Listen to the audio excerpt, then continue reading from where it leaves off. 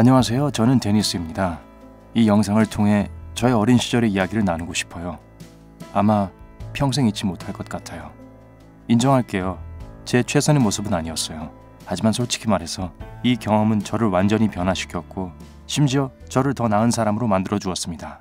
그럼 기억을 따라 저와 함께 여행해보죠. 저는 그 당시 평범한 11살이었습니다. 너무 쉽게 들뜨고 날뛰어서 제 행동이 가져오는 결과를 잘 이해하지 못했어요. 하지만 저는 점점 나아지고 있었죠. 제 가장 친한 친구의 이름은 마이키였는데요. 어느 여름날 그는 신이 너무 나서 터질 것 같은 모습으로 우리 집으로 찾아왔습니다. 그래서 자연스럽게 무슨 일이냐고 물었습니다. 처음에는 계속 비밀이야, 일단 두고 봐, 그냥 기다려봐 라고 했죠. 하지만 저는 엄마가 늘 말씀하시는 것처럼 황소고집을 부리며 계속 밀고 나갔습니다. 그래서 마침내 마이키는 부모님이 개를 키우는 걸 허락해 주셨다고 말했습니다. 전 마이키에게 참 잘된 일이라고 생각했어요. 하지만 솔직히 처음에는 별 관심이 없었습니다. 지난 여름 저는 햄스터를 키워도 되냐고 물었는데 엄마가 이것은 전적으로 네 책임이 될 거야.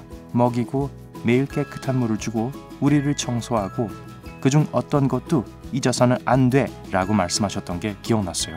그래서 만약 제가 작은 햄스터를 데리고 그 많은 일을 해야 한다면 강아지의 경우 얼마나 더 많은 일을 해야 할지 상상도 할 수 없었죠. 며칠 후에 마이키가 자기 강아지를 만나러 오라고 저를 초대했어요. 저는 강아지 귀엽네? 그럼 농구하러 가자. 이렇게 쿨하게 말하려고 노력했어요. 하지만 그건 큰 착각이었죠. 제가 그 귀여운 강아지를 품에 안았을 때 게임은 끝났습니다. 제 심장은 도둑 맞은 것 같았고 저도 강아지를 갖고 싶어졌어요. 그날 저녁 식사 때 저는 최선을 다해 착하게 행동하고 있었습니다. 식탁을 차리는 것을 도왔고 심지어 그 후에 설거지를 하겠다고 제안하기도 했어요. 그리고 물론 우리 엄마는 즉시 의심을 하셨죠. 엄마가 무슨 일이냐고 물었을 때 저는 태연하게 마이키네 가족이 새 강아지를 입양했다는 이야기를 꺼냈어요.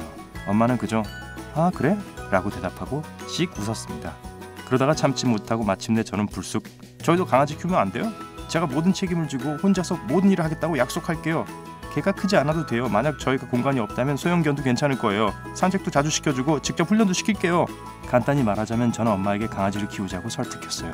그래서 얼마 지나지 않아 저희는 작은 요크셔 테리어를 데려왔고 저는 그 강아지를 니카라고 불렀습니다.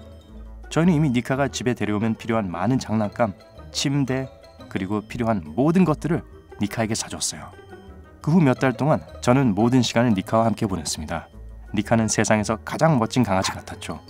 약간 덜렁거리고 극도로 호기심이 많고 함께 노는 게 아주 재밌었어요. 그리고 저는 니카가 저의 것이고 제가 니카의 것이라고 말할 수 있었을 거예요. 뭔가 문제가 생길 때마다 니카는 저를 찾았어요. 니카가 가장 좋아하는 공이 소파 아래로 굴러갔고 다리가 너무 짧아서 공이 닿지 않았다고요? 데니스가 구해줄게. 하지만 실망스럽게도 즐거운 놀이가 전부는 아니었습니다. 저는 니카 훈련에 대한 약속을 지키려고 노력했지만 강아지 훈련은 제가 평생 해온 일 중 가장 힘든 일이었어요. 제 말은 니카가 꽤 똑똑했어요. 니카는 이미 던지기 놀이의 기본을 잘 이해하고 있었어요. 하지만 니카가 공을 잡은 후 제게 가져오게 만드는 건 다른 이야기죠. 니카는 너무 산만했습니다. 엄마는 이런 행동은 작은 개들에게 전형적인 것이라고 말했지만 니카는 그 정도를 넘어선 산만한 강아지였죠. 저는 니카를 산책시키기 위해 목줄을 매게 하고 싶었지만 다음 순간 니카는 목줄을 뒤로 하고 집안을 뛰어다녔어요. 또 제 침대 밑에서 목줄과 장난감의 차이를 모르는 것처럼 그 목줄을 씹어대는 걸 발견하곤 했어요. 니카는 가만히 앉아있으라는 제 명령을 따르지 않았어요. 그리고 집에서 몇 번의 사고를 치기도 했죠. 그때면 엄마는 제가 니카를 데리고 나가는 게 제 일이라는 것을 재빨리 상기시켜 주셨어요. 하지만 몇 가지 어려움에도 불구하고 전 구름 위를 떠다니는 기분이었죠. 운명적이었던 그날이 올 때까지요. 저희 집 근처 공원으로 니카를 산책시켰던 기억이 나요. 니카가 냄새를 맡고 자기 볼일을 보는 동안 저는 우리 반 친구 제이크와 우연히 마주쳤어요. 제이크는 빛나는 새 자전거를 타고 있었습니다. 그리고 그 순간 제이크의 자전거는 정말 멋져 보였어요. 저는 제이크가 니카와 놀게 해주고 그 대가로 제이크는 그의 자전거를 타고 공원을 몇 바퀴 돌게 해줬습니다. 그리고 그거 아세요? 몇 초만 탔는데도 전 그 자전거와 사랑에 푹 빠졌어요. 마이키의 새로운 강아지를 만난 날처럼 이 자전거는 저의 새로운 삶의 목표가 되었습니다. 자전거 모델들에 대해서 계속 읽으면서 꿈꿔왔죠. 그리고 말씀드리지 않아도 아시겠지만 저는 귀여운 니카를 잊기 시작했습니다. 운이 좋게도 제 생일이 바로 코앞에 다가왔고 엄마는 제가 선물로 받고 싶은 것을 물어보셨습니다. 모든 것이 제 계획에 따라 이루어졌습니다. 제가 꿈꿔왔던 바로 그 자전거를 얻었어요. 크고 빠르며 최신 기어로 업그레이드된 자전거였어요. 니카도 처음에는 행복해 보였어요. 니카가 멍멍 짖으면서 저의 새로운 장난감으로 달려왔던 걸 보면 말이죠. 하지만 얼마 안 있어 제 불쌍한 강아지는 경쟁자가 생겼다는 것을 깨달은 것 같았습니다. 솔직히 말해서 저는 똥강아지보다 제 자전거와 더 많은 시간을 보내고 있었어요. 제 말은 저는 엄마에게 계속 니카를 봐달라고 부탁하려고 하지 않았어요. 왜냐하면 엄마에게 엄청난 책임을 지겠다는 약속을 했고 그 약속을 지켜야 했으니까요. 그래서 저는 자전거를 타고 멋진 묘기 연습을 하기 위해 친구들을 만날 때마다 니카를 데리고 갔습니다. 니카는 항상 우리 근처 어딘가로 뛰어다녔지만 저는 니카가 어디에 있는지 무엇을 하고 있는지 별로 신경을 쓰지 않았어요. 글쎄요, 그 어느 날 저는 평소보다 훨씬 덜 신경을 썼던 것 같아요. 모든 일은 다 이렇게 시작하죠. 비가 오기 시작했을 때 저는 친구들과 최신 자전거 모델에 대해 토론을 하느라 정신이 없었어요. 친구들은 모두 집으로 향했고 저는 니카를 부르기 시작했어요. 하지만 니카는 어디에도 보이지 않았습니다. 처음에 저는 제 뱃속에서 꿈틀대는 불안한 느낌을 무시했어요. 제 강아지는 독립적이고 호기심 많은 강아지였어요. 그리고 니카는 전에도 멀리 간 적이 있었고요. 하지만 그때 니카는 항상 제가 부르자마자 달려왔었어요. 이번에는 아니었습니다. 점점 더 당황해서 계속 니카를 불렀어요.